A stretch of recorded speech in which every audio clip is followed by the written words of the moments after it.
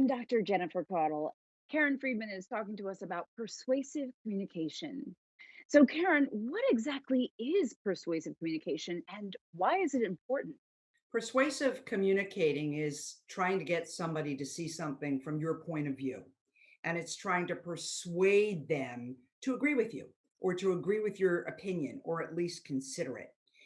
So when we try to persuade people, we can't just say it's my way or the highway, I'm right.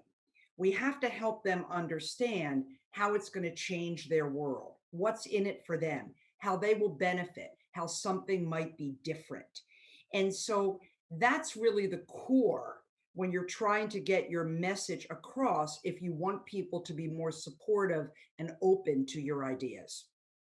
Mm, Makes a lot of sense. Can you share some tips on how we can become more persuasive? For starters, you want to be as honest and transparent and authentic as you can be. That's a game changer. People might not believe you, they might not agree with you, but they will believe that you believe in what you're saying.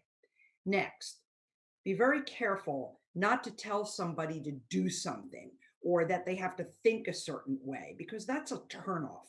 So instead, help them understand how you might be able to help position them to achieve their goals.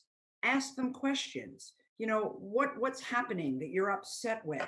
What isn't going well? What are you struggling with your product or this technology? Or what would you like to see happen? So again, making it about them, and then you can jump in to help them understand how whatever it is you're offering or selling might be a better way to do things. That is persuasive. And asking those good questions to better understand somebody also makes the other person feel like you really care about them and you're not just there trying to sell them something or slam your ideas down their throat. And, Karen, what do you do if you get resistance? What are your tips for that situation? Well, you will get resistance because people are resistant to change. I mean, look at what's happened today in our world. And I'll give you a perfect example. I'll play my hand. When all of this first started happening, the last thing in the world I wanted to do was present virtually. I said, I'm not doing this. I need to be in front of people.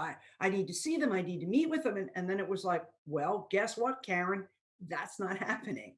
So I had to adapt, and sometimes people learn it on their own. And then you find out when you adapt, you know what?